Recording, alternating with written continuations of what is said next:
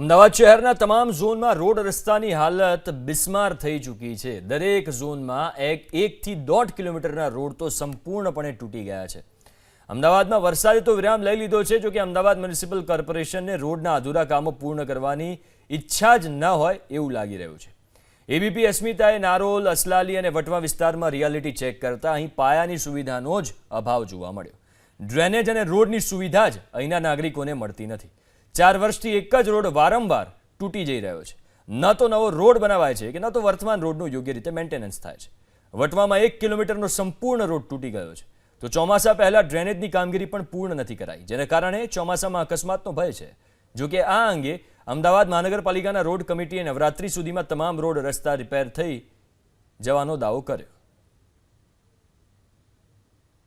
શહેરમાં ચોમાસાની ઋતુમાં રોડ તૂટી જવાની સ્થિતિમાંથી અમદાવાદ શહેરના નાગરિકોને હજી પણ છુટકારો ન મળ્યો હોય તે પ્રકારની પરિસ્થિતિ છે। પશ્ચિમ ઝોન, ઉત્તર પશ્ચિમ ઝોન અને દક્ષિણ પશ્ચિમ ઝોનને બાદ કરતાં અમદાવાદના પૂર્વ ઝોન અને ઉત્તર ઝોનમાં રોડની પરિસ્થિતિ વધુ વિકટ છે અને એબીપી અસ્મિતા હાલ પહોંચ્યું છે નારોલ, અસલાલીથી વટવા જવાના રોડ ઉપર।